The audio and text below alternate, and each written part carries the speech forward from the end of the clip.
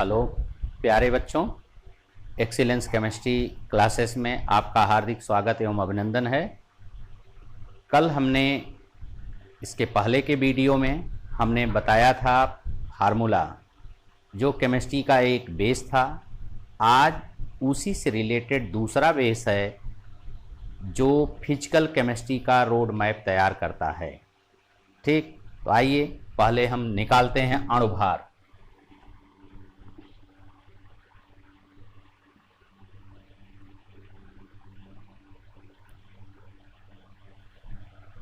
अणुभार बराबर होता है तत्वों के परमाणु भार का योगफल।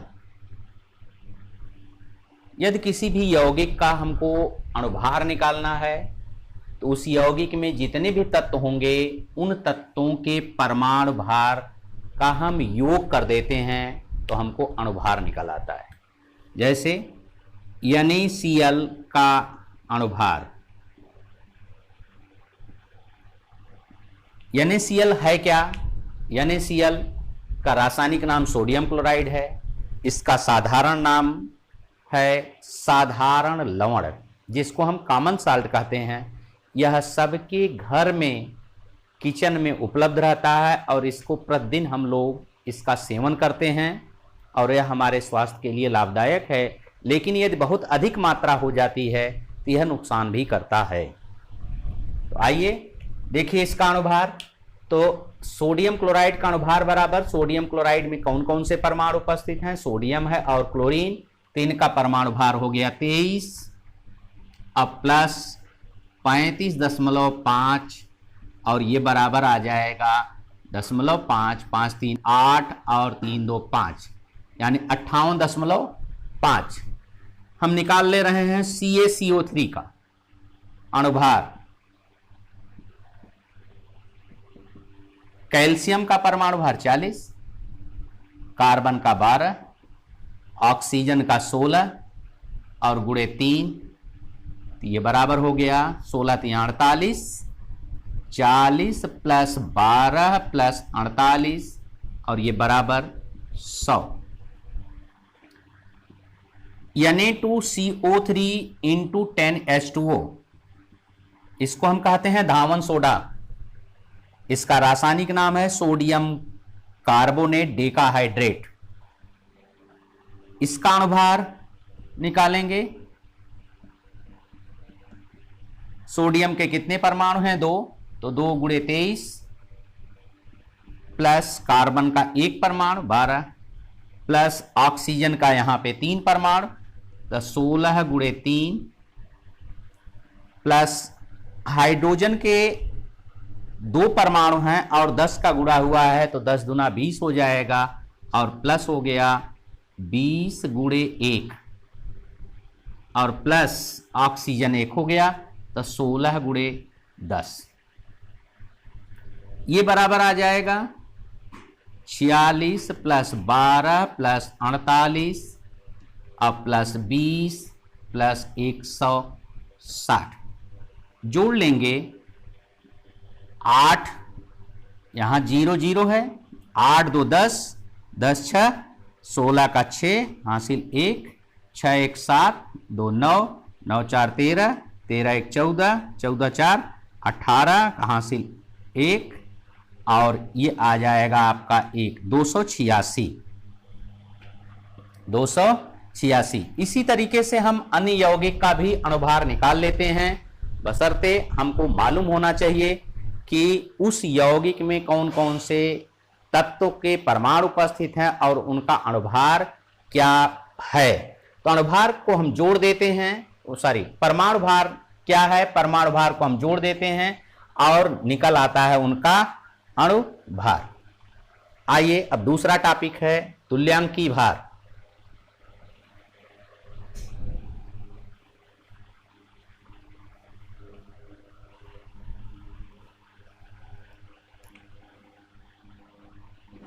तुल्यांकी भार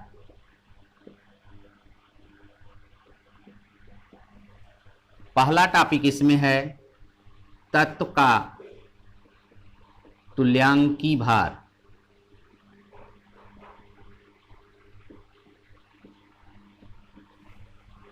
तत्व का तुल्यांकी भार बराबर होगा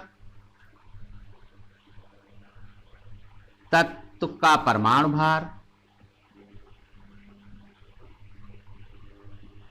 बटे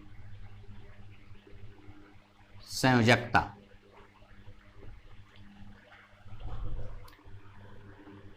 यानी का परमाणु भार,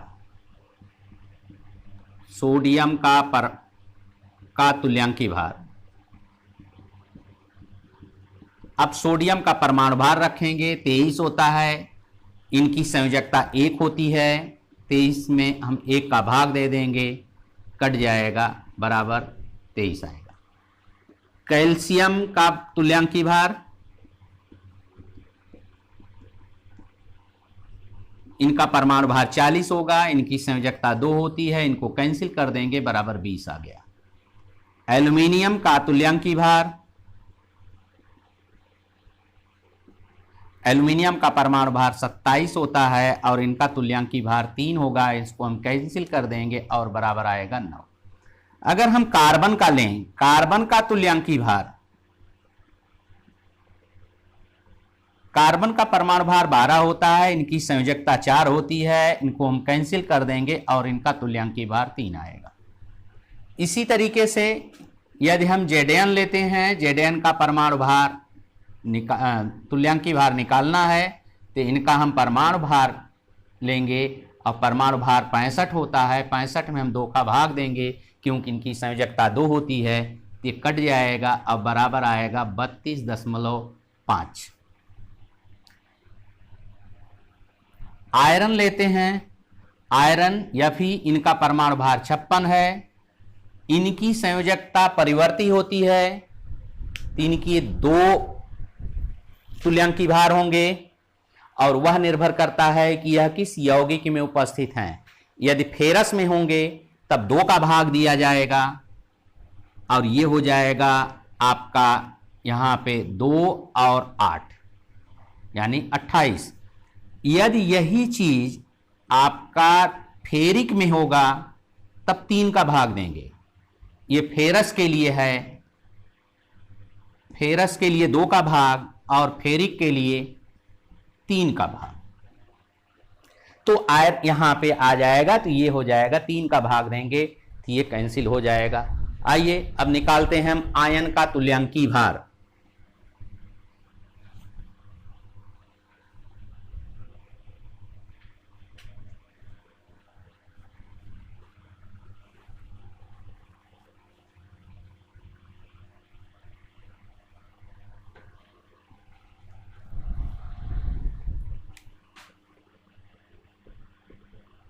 आयनों का तुल्यांकी भार, पहला इसमें धनायन, धनायन का तुल्यांकी भार और ये बराबर होगा धनायन का परमाणु भार अथवा अणुभार बटे धनायन की संख्या। अब देखिए हमको निकालना है Na प्लस का, तो Na प्लस का परमाणु भार 23 होता है, धनायन कितना है 1, इनको काट देंगे और ये आएगा 23। अब जरा ध्यान दीजिए, इसके पहले हमने निकाला है कि तत्व का तुल्यांकी भार क्या है, अर्थात किसी तत्व का तुल्यांकी भार और उसी तत्व के धनायन का तुल्यांकी भार समान होगा। अगर हम कैल्शियम का निकालें Ca++ का, तो इनका 40 परमाणु भार है और 2 का भाग दे देंगे, बराबर 20 आएगा। और Zn का यदि हम निकालें तो ये होगा 65/2 बराबर 32.5। तो जिस तरीके से इनके परमाणु का तुल्यांकी भार अर्थात तत्व का तुल्यांकी भार होगा, वैसे ही इनके आयन का भी तुल्यांकी भार होगा। एल्यूमिनियम ट्रिपल प्लस का हम जब निकालते हैं तो एल्यूमिनियम का परमाणु भार 27 है, 3 का भाग दे देंगे और आएगा कितना, यहाँ पे 9। अगर हम इसी तरीके से पोटेशियम का निकालते हैं, पोटेशियम का परमाणु भार 39 होता है, 39 और बटे 1 कैंसिल कर देंगे तो बराबर हो जाएगा 39। अगर हम मैग्नीज का निकालें, Mn डबल प्लस, तो इनका परमाणु भार 55 है और 2 का भाग दे देते हैं तो आ जाएगा, यहाँ पे इनको हम काट देंगे, 2 हो जाएगा और यह 7 यानी 27.5 के। अब आइए ऋणायन का तुल्यांकी भार निकाला जाता है।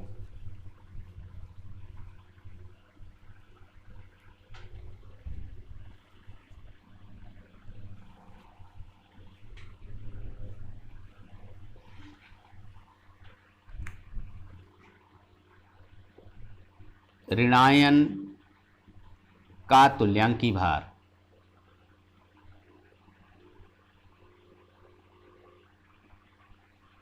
और ये बराबर होगा ऋणायन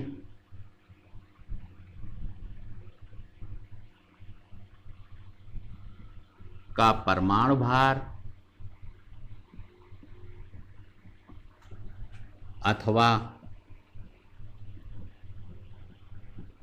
अणुभार बटे ऋणायन की संख्या।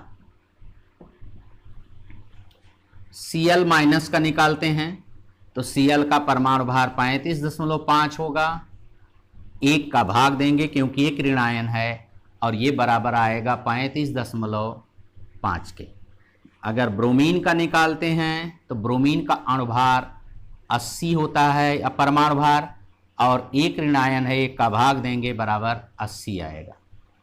I माइनस का निकालेंगे तो आयोडीन का 127 परमाणु भार, 1 का भाग देंगे और आएगा बराबर 127। अगर ऑक्सीजन का निकालते हैं जिसके ऊपर 2 ऋणायन चार्ज होता है तो ऑक्सीजन का परमाणु भार 16 होता है, 2 का भाग देंगे और बराबर 8 हो जाएगा।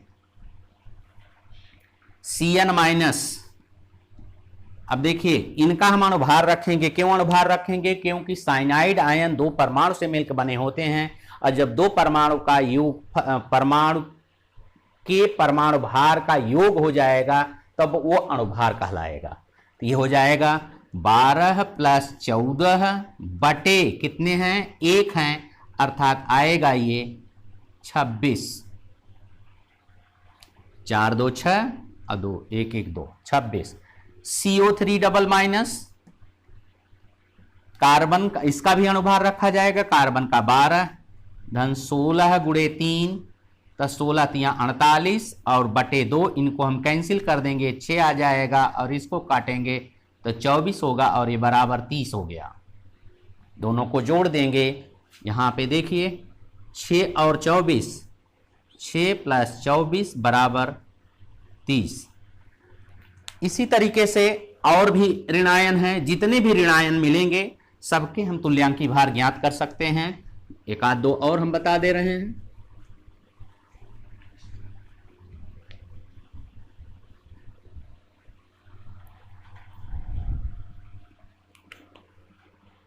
CH3COO सिंगल माइनस एसीटेट मूलक है, इनका हम तुल्यांकी भार निकालेंगे। का तुल्यांकी भार ये बराबर हो गया 12 + 1 गुणे 3, हाइड्रोजन का परमाणु भार 1 होता है और कार्बन का 12 होता है, 12 धन 16 ऑक्सीजन का 16 और 2 परमाणु ऑक्सीजन के हैं, बटे 2 हो गया और गुणे 2 हो गए और ऋण आयन कितने हैं, 1 हैं, 1 का भाग दे देंगे और ये बराबर आ जाएगा 12 धन 3 धन 12 धन 32 जोड़ लेंगे और होगा 59। SO4 डबल माइनस, इनका तुल्यांकी भार निकालेंगे। तुल्यांकी भार और ये बराबर हो जाएगा 32 प्लस 16 गुणे 4। अब पूरा कितना ऋणायन है, 2 है, 2 का भाग दे देंगे, ये हो जाएगा 16 और इनको हम काट देंगे तो ये आ जाएगा 64 है तो ये 32 होगा और जोड़ देंगे 32 और प्लस 16 बराबर 48। SO3 double minus 32 plus 16 48, oxygen का 16 परमाणु भार और 3 ऑक्सीजन के परमाणु हैं तो 48 हो गया बटे 2। इनको हम कैंसिल करेंगे तो ये 16 हो जाएगा और ये 24 हो जाएगा और दोनों को जोड़ लेंगे और बराबर कितना आ जाएगा, तो 24 36 और 10 40। इसी तरीके से यदि हम और भी किसी भी आयन या ऋण आयन का हम तुल्यांकी भार ज्ञात करना चाहें तो उसके भी निकाल सकते हैं और आसानी से हमको रटना नहीं पड़ेगा, बल्कि हम एक एक सिस्टम के आधार पर समस्त ऋणायनों का तुल्यांकी भार ज्ञात कर लेते हैं। आइए अब लवण का तुल्यांकी भार।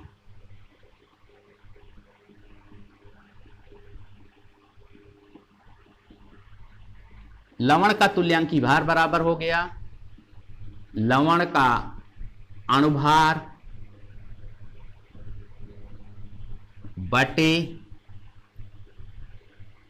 धनायन अथवा ऋणायन की संख्या।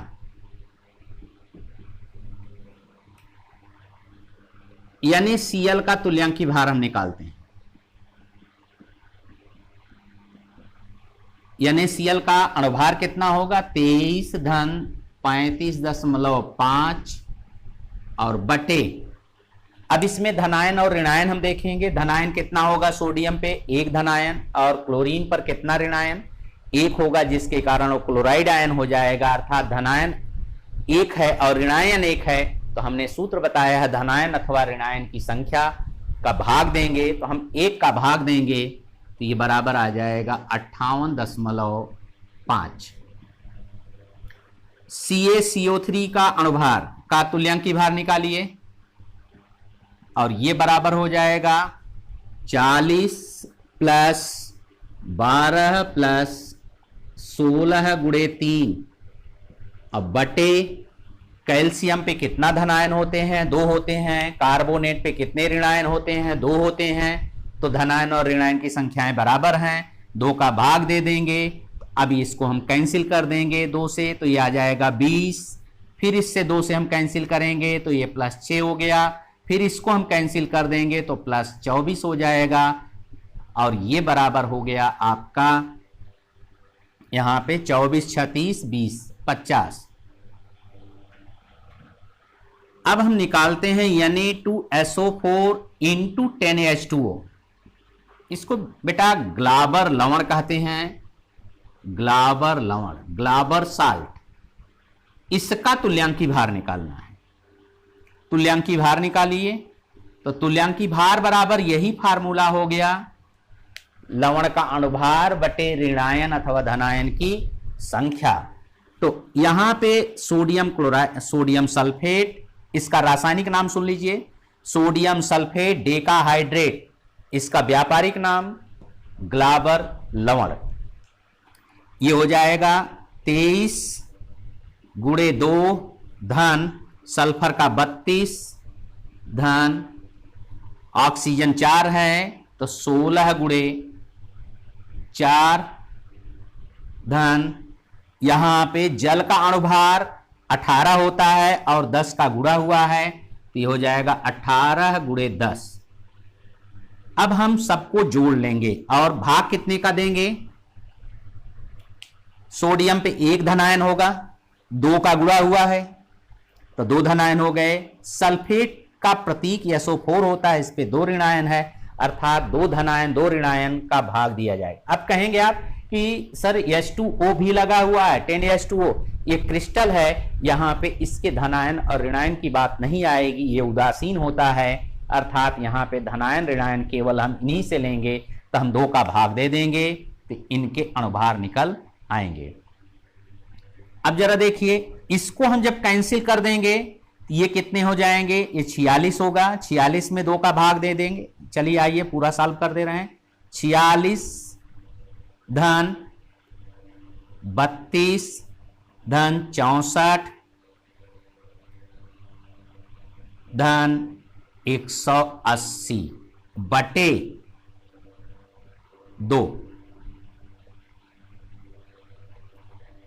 इसको हम जोड़ देंगे 23, ये काट देंगे 23 होगा। इसको हम 2 से काटेंगे तो 16 होगा। फिर हम 64 को 2 से काटेंगे तो 32 होगा।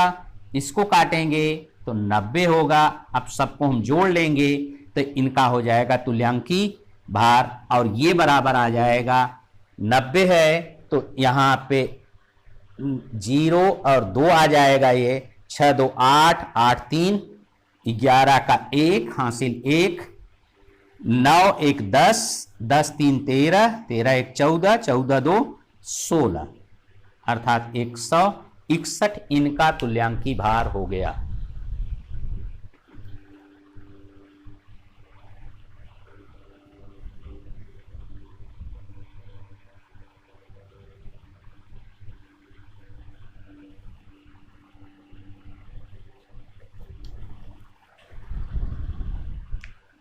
Na2CO3 इंटू 10H2O, इनका तुल्यांकी भार निकालिए। का तुल्यांकी भार, इनका अणुभार जब निकालेंगे तो 23 गुणे 2 धन 12 धन 16 गुणे 3 धन 18 गुणे 10 और बराबर बटे कितने धनायन होंगे। सोडियम पे 1 धनायन है, 2 का गुणा हुआ है। कार्बोनेट पे 2 ऋणायन अर्थात 2 धनायन 2 ऋणायन, भाग दे देंगे 2 का। ये हो जाएगा 46 प्लस 12 प्लस 48 और प्लस 180 बटे 2। 2 से काट दीजिए इसको, 46 को काटेंगे 23 आएगा। इसको काटेंगे 6 होगा, ये प्लस करते चले चलिए। इसको काट देंगे तो ये आ जाएगा 24। इसी को काट देंगे तो ये आ जाएगा 90। अब जोड़ लेंगे सबको और जोड़ करके हम रख देंगे तो इनका ये तुल्यांकी भार हो गया 0। ये 4 है, 4 6 4 10 10 3 13 का 3 हासिल 1, 9 1 हासिल 10 10 2 12 12 2 14 143 143। इसी तरीके से हम अगर हम निकालें कॉपर सल्फेट इंटू 5H2O, इसको नीला थोथा अथवा तुतिया भी कहते हैं। तुल्यांकी भार क्या कहा जाता है, तुतिया अथवा नीला थोथा। अब इनका तुल्यांकी भार निकालेंगे तो इसके लिए कॉपर का परमाणु भार 63.5 प्लस सल्फर का 32 प्लस 4 ऑक्सीजन है 16 गुणे 4 और प्लस जल का 18 होता है 18 गुणे और 5 अणु हैं, ये हो गया। और बटे जरा देखिए, कॉपर की 2 धनायन होंगे, एक +1 होता है Cu और दूसरा Cu डबल प्लस होता है। इनके साथ सल्फेट लगा हुआ है, 2 ऋणायन है तो 2 धनायन 2 ऋणायन होंगे तभी ये बैलेंस होकर के यानी उदासीन होगा और हो जाएगा CuSO4। यहां पे हम अब 2 का भाग देंगे क्योंकि 2 धनायन हो जाएगा अथवा 2 ऋणायन होगा, और 5H2O जो जल लगा है इनटू में करके वह उदासीन होता है तो 2 का हम भाग दे देंगे और ये बराबर हो जाएगा 63.5 धन 32 धन 16 गुणे 4 है तो 64 होगा और प्लस 18 25 90 और बटे 2। ये सॉल्व कर लेंगे तो आसानी से इनका भी तुल्यांकी भार निकल आया है। आइए अब हम निकालते हैं अम्ल और क्षार का तुल्यांकी भार।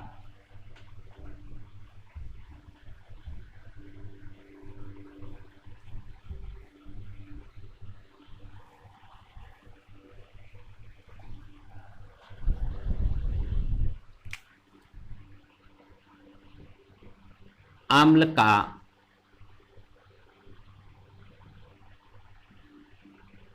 तुल्यांकी भार, अम्ल का अणुभार बटे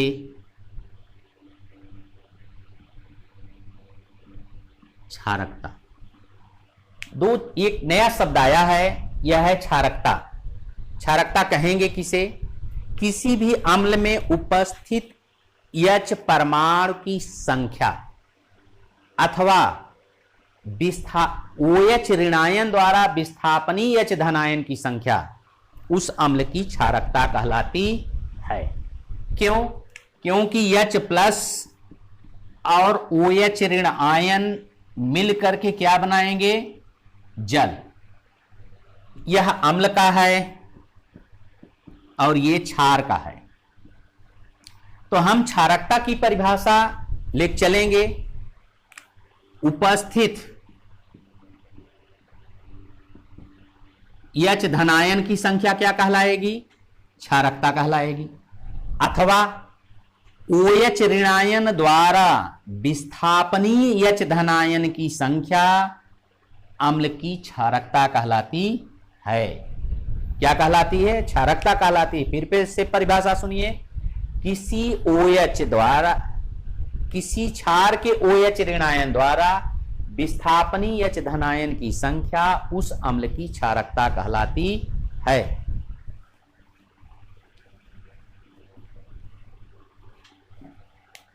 HCl का तुल्यांकी भार, अगर HCl का तुल्यांकी भार निकालना है तो हम निकालेंगे HCl का अणुभार। तो हाइड्रोजन का 1 होता है 35.5 और बटे 1। क्यों 1 है? क्योंकि यहां पे एक H धनायन है और एक H धनायन है, तो निश्चित रूप से क्षार द्वारा, किसी भी क्षार द्वारा एक ही H धनायन विस्थापित किया जाएगा। इसलिए इस अम्ल की क्षारकता कितनी हो गई? इस HCl यानी इस अम्ल HCl अम्ल की क्षारकता 1 होगी, क्योंकि एक H धनायन है और किसी क्षार द्वारा एक ही H धनायन विस्थापित किया जाएगा। ये बराबर कितना आ गया? 36.5। H2SO4 का तुल्यांकी भार, इसका परमाणु भार निकालें, अणुभार निकालेंगे तो हाइड्रोजन का परमाणु भार 1 होता है 1 गुणे 2 और प्लस सल्फर का 32, 16 गुणे 4, ऑक्सीजन का 4 परमाणु है और बटे इसमें इसकी क्षारकता कितनी होगी?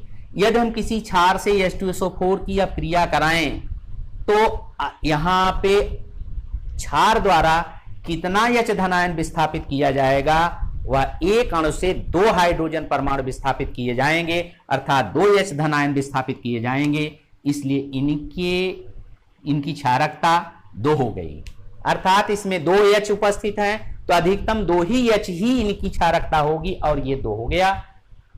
अब हम भाग दे देंगे तो इसको हम 2 धन 32 धन 64 और ये बड़ा बटे 2 कर दिएंगे तो 2 से काट दीजिए 1 हो गया, धन इसको हम काटेंगे 16 हो जाएगा, इसको काटेंगे 32 हो जाएगा और ये बराबर हो जाएगा 49 के।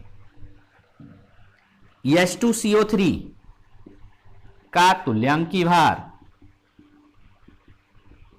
अगर हम H2SO3 का तुल्यांकी भार निकालें तो H2CO3 यानी कार्बोनिक अम्ल है, सबसे दुर्बल अम्ल है।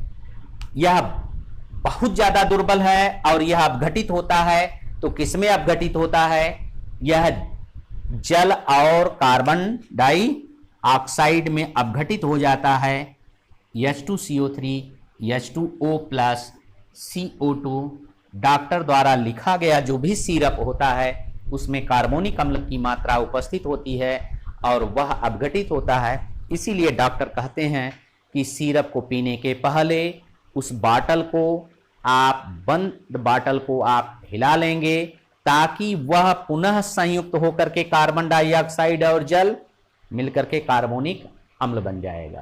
कार्बोनिक अम्ल सीरप में उपस्थित रहता है। और अब इनका हम तुल्यांकी भार निकालेंगे।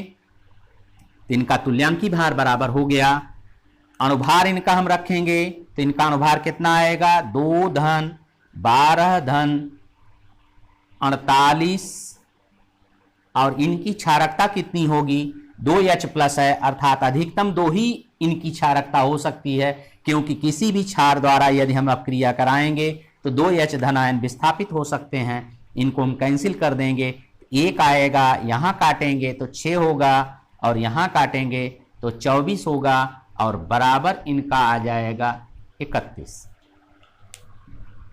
तो इस तरीके से अम्ल का तुल्यांकी भार हुआ। एक दो और हम बता देते हैं।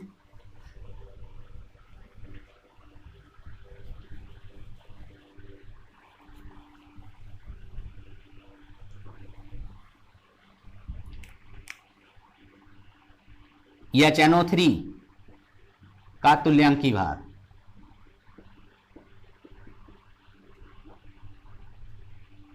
ये बराबर होगा 1 धन 14 धन 48 बटे 1H है, अर्थात 1 हो जाएगा, और ये आपका आ जाएगा यहाँ पे 8 4 12, 1 13 का 3, 4 1 5 और 1 6 63। इनका तुल्यांकी भार 63 हुआ। एस्टिक अम्ल का तुल्यांकी भार,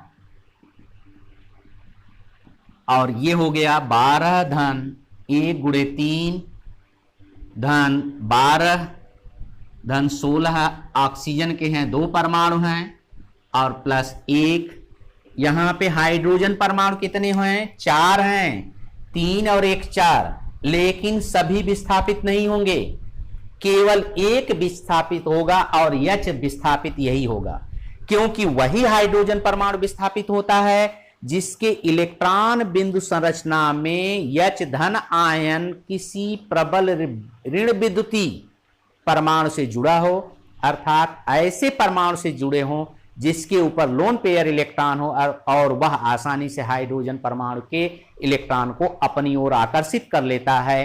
तो यहां पे केवल यही हाइड्रोजन होंगे, और इनकी क्षारकता 1 होगी, और यहां पे लेके चलेंगे तो 12 धन 3 धन 12 धन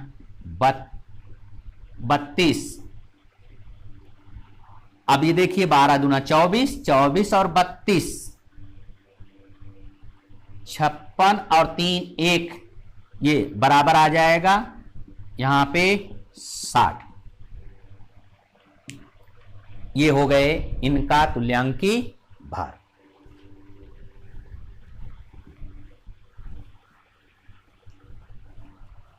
H3PO3 का तुल्यांकी भार, H3PO3 का निकालेंगे, H3PO4 का। अब जरा देखिए कि यहां पर इनकी क्षारकता कितनी होगी, 3 होगी, इनकी क्षारकता 3 होगी, इनकी क्षारकता कितनी होगी, 3 होगी, तो हम इनके अणुभार में 3 का भाग दे देंगे। क्या कर देंगे, इनके अणुभार में 3 का भाग देंगे। H2SO5 पर सल्फ्यूरिक अम्ल, इनकी क्षारकता 2 होगी, इनके अणुभार में इनके हम 2 का भाग देंगे। H2S2O3 जिसको हम ओलियम कहते हैं, इसमें इनकी क्षारकता कितनी होगी, 2 होगी, इनके अणुभार में 2 का भाग देंगे। H2O8 पर डाइसल्फ्यूरिक अम्ल, इसमें इनकी क्षारकता कितनी होगी, 1 होगी, और आसानी से हम यहाँ पे 2 का भाग दे सकते हैं, और इनकी क्षारकता भी 2 होगी, इनके अणुभार में 2 का भाग दे देंगे, आसानी से इनका तुल्यांकी भार निकल आएगा। क्षार का तुल्यांकी भार,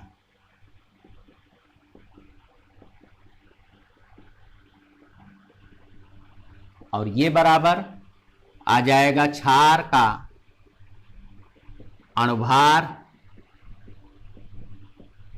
बटे अम्लता। अम्लता का मतलब होता है कि जितना उस क्षार में OH ऋणायन होंगे, OH ऋणायन की संख्या, अर्थात किसी अम्ल के H धनायन द्वारा विस्थापनीय OH ऋणायन की संख्या उस क्षार की अम्लता कहलाती है।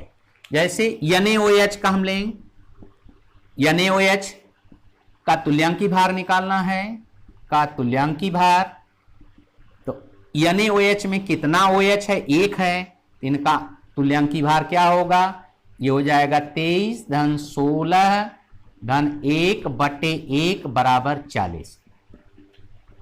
कैल्शियम हाइड्रोक्साइड ये हो जाएगा 40 और प्लस 16 दुना 32 और प्लस 1 गुणे 2, अब बटे 2 OH हैं, कट जाएगा, ये काट देंगे 20 हो जाएगा, इसको काटेंगे प्लस 16 हो गया, इसको काटेंगे प्लस 1 हो जाएगा और बराबर कितना होगा, ये 20 10 30 36 और 1 37। अगर हम और एल्यूमिनियम हाइड्रोक्साइड या अन्य और कोई क्षार लेते हैं तो इसी तरीके से अन्य क्षारों का भी हम तुल्यांकी भार निकाल सकते हैं। तो देखिए AlOH का होल थ्राइज का तुल्यांकी भार,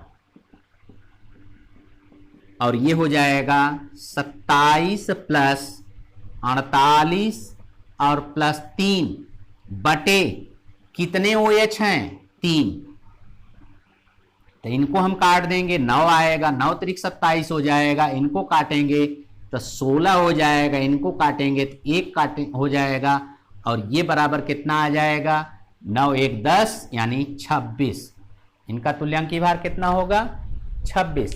तो अब आगे देखिए, अगर हमको जिंक हाइड्रोक्साइड का तुल्यांकी भार निकालना, तो जिंक हाइड्रोक्साइड का तुल्यांकी भार यानी 65 धन 32 और धन 2 बटे 2, इसको काटेंगे 32.5, इसको कैंसिल करेंगे तो 16 हो जाएगा, इनको काटेंगे तो 1 हो जाएगा, और आसानी से हम जोड़ लेंगे तो यह आ जाएगा आपका 0.5 और ये 16 यानी 48 1 49 6 1 और 6 7 7 2 9 का हासिल 1 1 और 3 1 4, 49.5 इनका तुल्यांकी भार हो गया। इस तरीके से हम इनका तुल्यांकी भार निकाल सकते हैं। तो प्यारे बच्चों, केमिस्ट्री एक ऐसा सब्जेक्ट है जिसका रोड मैप तैयार हो जाने पर आपको आपकी मंजिल के तक पहुंचा देगी, और इस मंजिल में एक कदम और आप आगे बढ़े हैं, और अपनी मंजिल को प्राप्त करने के लिए आप लगातार थोड़ा थोड़ा मेहनत करते चलिए इस चैनल के साथ, और आपको आपकी मंजिल अवश्य मिलेगी। ठीक, इस आज का क्लास बस इतना ही। इस चैनल को सब्सक्राइब करिए, लाइक करिए, शेयर करिए, और सब्सक्राइब करेंगे तभी आपके पास नए वीडियो की सूचना पहुंच पाएगी।